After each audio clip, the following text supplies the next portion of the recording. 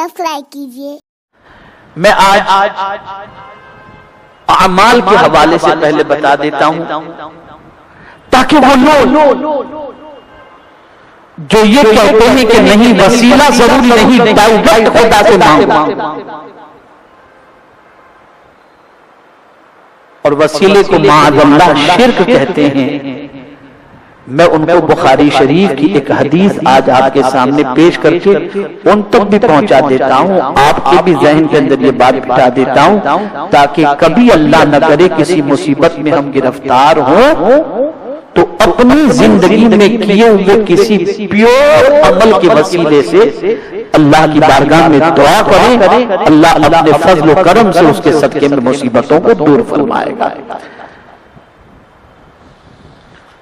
حدیث مبارکہ میں بڑی مشہور حدیث بخاری شریف،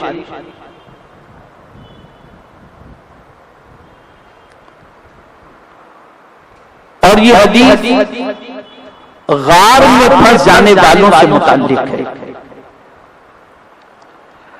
حضرت عبداللہ ابن عمر رضی اللہ تعالی عنہما سے روایت ہے کہ رسول گرامی وقار صلی اللہ علیہ وسلم نے ارشاد فرمایا، تم لوگوں سے پہلے 3 لوگ کہیں جا رہے تھے کہ انہیں بارش نے آ لیا تو انہوں نے ایک غار میں پناہ لی۔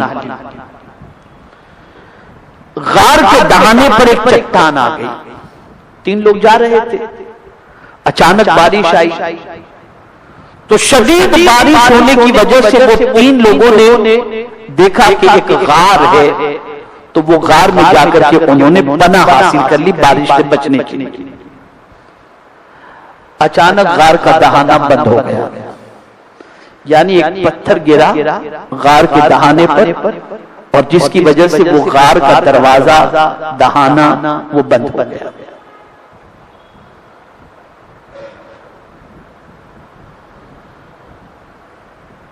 تو ان میں سے کسی نے کہا، اے ساتھیو اللہ کی قسم تم لوگوں کے بچنے کا سبب سوائے صدق کے اور کچھ نہیں ہو سکتا۔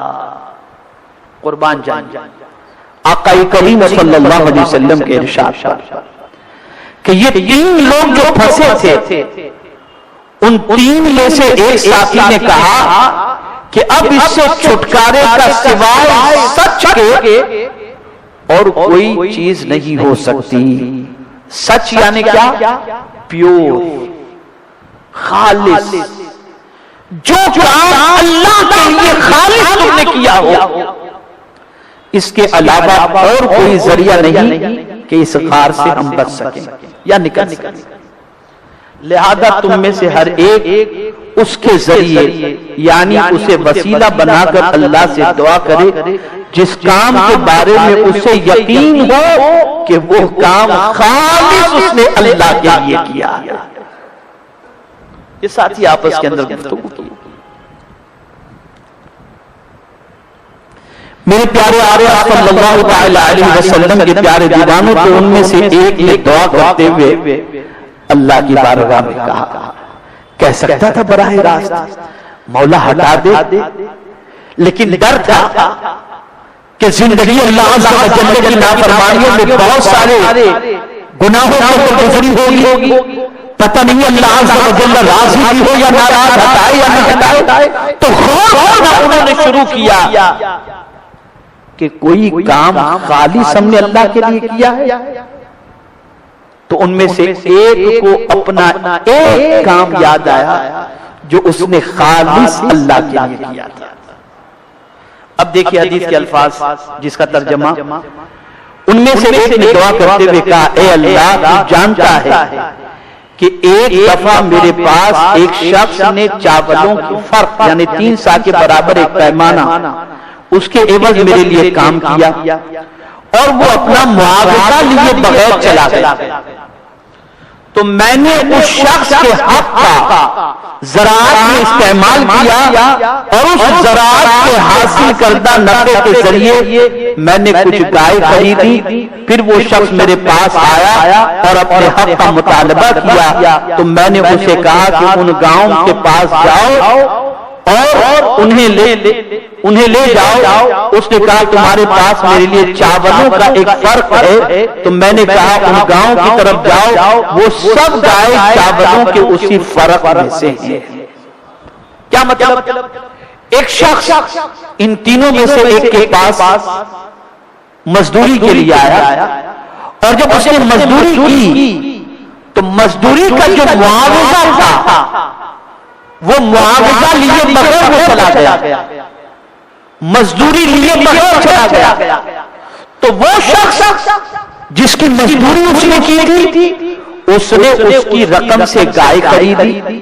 خریدنے کے بعد اس کی پرورش کی, پرورش کرنے کے بعد ایک گائے میں سے کئی گائے ہو گئی, اور اس طریقے سے گاؤں کے اندر گائے کی بھیڑ بھاڑ ہو گئی, کئی گائے ہو گئی. اب وہ شخص اپنا معاوضہ لینے کے لیے کافی دنوں کے بعد آیا.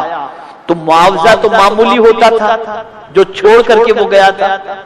جب اس نے کہا کہ میرا معاوضہ دو تو اس نے کہا کہ جتنی بھی گاؤں کے اندر گائے ہے نا اس گاؤں میں جاؤ, ساری گائے لے کر کے چلے جاؤ. اس نے کہا میرا معاوضہ اتنا تھوڑی تھا. تو اس نے کہا یہ تمہارا ٹوٹا ہوا جو معاوضہ تھا تم نے جو نہیں لیا تھا, میں نے اس سے یہ گائے خریدی اور اسی سے یہ ساری گائے پیدا ہوئی ہے, اور یہ ساری گائے تمہاری ہی ہیں, سب تم لے کر کے جاؤ.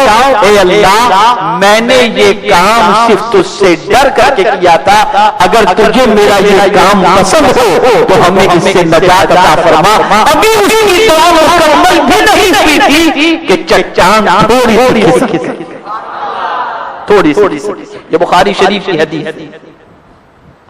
میرے پیارے آقا صلی اللہ تعالی علیہ وسلم کے پیارے دیوانوں, اس کے بعد دوسرے شخص نے دعا کی اور کہا اے اللہ تو جانتا ہے کہ میرے والدین بوڑھے اور میں ہر رات ان کے لیے اپنی بکریوں کا دودھ لے کر آتا تھا.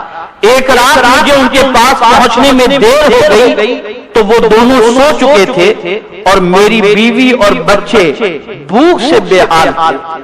میری طرف آہو پکا کر رہے تھے, لیکن میں اپنے بیوی بچوں کو اس وقت تک دودھ نہیں پلاتا تھا جب تک کہ میرے ماں باپ نہ پی لیں. یہ اس کی عادت تھی, یہ اس کی عادت تھی. اور اس وقت مجھے یہ گوارا نہ ہوا کہ میں بیوی بچوں کی خاطر اپنے ماں باپ کی نیند خراب کروں, اور مجھے یہ بھی پسند نہیں تھا کہ میں دودھ کا برتن لے کر ان دونوں کے سرہانے ان کے خود سے جاگنے کا انتظار کرتا رہا, ان کے سرہانے رکھ دیتا, بلکہ میں نے ان دونوں کے جاگنے کا انتظار کرتا رہا حتیٰ کہ فجر ہو گئی. اے اللہ, اگر میں نے تیرے خوف سے کیا تھا تو ہمارا راستہ کھول دے. یعنی اس شخص کی پوزیشن یہ تھی کہ وہ اپنے ماں باپ کو دودھ پلائے بغیر اپنے بیوی بچوں کو بھی دودھ نہیں پلاتا تھا. لیکن ایک رات جب وہ آیا تو بیوی بچے تو جگ رہے تھے, ماں باپ سو چکے تھے, لیکن سوچتا ہے کہ بیوی بچے آہو بکا کر رہے ہیں دودھ دو, لیکن ماں باپ کو پلائے بغیر میں اسے کیسے پلاؤں. تو اس نے پوری رات انتظار کیا کہ ماں باپ اٹھے تو پہلے ماں باپ کو پلاؤں اور پھر میں اپنے بیوی بچوں کو پلاؤں. یہاں تک کہ فجر کی اذان کی آواز آئی اور اس کے بعد اس نے اپنے ماں باپ کو دودھ پلانے کے بعد بیوی بچوں کو دودھ پلایا. تو اس نے اللہ کی بارگاہ میں اس عمل کے وسیلے سے دعا کی کہ مولا یہ عمل صرف تیرے خوف کی خاطر اور تیری رضا کی خاطر میں نے کیا تھا. اے اللہ, اگر تجھے یہ عمل پسند تھا تو میرے مولا اس کے عوض میں تو ہمیں اس چٹان سے چھٹکارا عطا فرما. حدیث کے الفاظ کا مطلب یہ ہے اللہ عز و جل نے اس کی دعا قبول فرمائی اور چٹان تھوڑی سی اور کھسک گئی, تھوڑی سی اور کھسک گئی. میرے پیارے آقا صلی اللہ تعالی علیہ وسلم کے پیارے دیوانوں, چٹان اتنی کھسکی کہ آسمان نظر آنے لگا, لیکن پوری نہیں ہٹی تھی کہ یہ تینوں باہر نکل سکیں. اب تیسرے شخص کی باری آ رہی ہے. آقا کریم صلی اللہ علیہ وسلم ارشاد فرماتے ہیں کہ تیسرے شخص نے دعا کرتے ہوئے کہا اے اللہ, تو جانتا ہے کہ مجھے میرے چچا کی بیٹی سے سب سے زیادہ محبت تھی اور میں نے اسے پھسلانے کی بہت کوشش کی, لیکن اس کی یہی شرط رہی کہ میں اسے 100 دینار دوں تو پھر وہ اس کام پر راضی ہوگی. پھر میں نے 1 سال کوشش کر کے یہ مال جمع کیا اور اس کو دیا تو اس نے اپنے آپ کو میرے حوالے کیا، لیکن جب میں اس کے قریب، جب میں اس کے دونوں پیروں کے درمیان بیٹھ گیا تو اس نے کہا اللہ کے غصے اور عذاب سے بچو اور بغیر حق کے مہر مت توڑو، بغیر حق کے مہر مت توڑو۔ تو میں وہاں سے اٹھ کھڑا ہوا اور 100 دینار بھی چھوڑ دیے۔ اے اللہ، اگر تو میرے اس عمل کو اگر تیرے خوف سے میں نے جو یہ عمل کیا تھا اگر تجھے قبول ہے تو میرے مولا تو ہمارا راستہ کھول دے۔ اس دعا کے بعد اللہ نے ان کا راستہ کھول دیا اور وہ لوگ باہر نکل گئے۔ اب آپ دیکھیں، یہ بخاری شریف کی حدیث ہے، مسلم شریف کی حدیث ہے، تینوں نے مصیبت میں اپنے اعمال کے وسیلے سے دعا کی، اور وہ اعمال کون سے تھے؟ خالص اللہ کے لیے کیے تھے۔ تو میرے کریم نے ان کو مصیبت سے چھٹکارا عطا فرمایا۔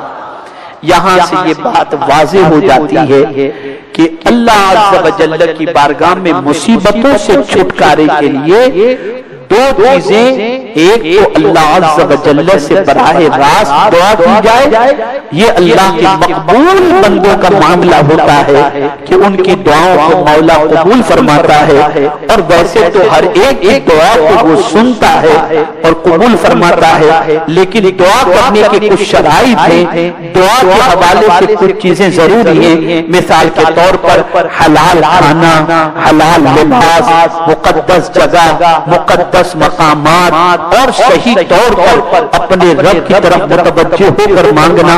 تو میرے پیارے آقا صلی اللہ علیہ وسلم کے پیارے دیوانوں، کبھی جسم کے اندر حرام کی غذا ہوتی ہے تو دعا قبول نہیں ہوتی، کبھی جسم پر حرام کا لباس ہوتا ہے تو دعا قبول نہیں ہوتی، کبھی ماں باپ کو انسان نے ستایا ہو تو دعا قبول نہیں ہوتی، کبھی کسی کی حق تلفی کی ہو تب دعا قبول نہیں ہوتی۔ لیکن اللہ کے مقبول بندوں کے وسیلے سے جب دعا کی جاتی ہے تو مولا دعا کرنے والوں کو نہیں، جس کے وسیلے سے دعا کی جاتی ہے اس کے صدقے میں اللہ کرم فرما دیتا ہے۔ ہماری ویڈیو کو لائک شیئر ضرور کریے۔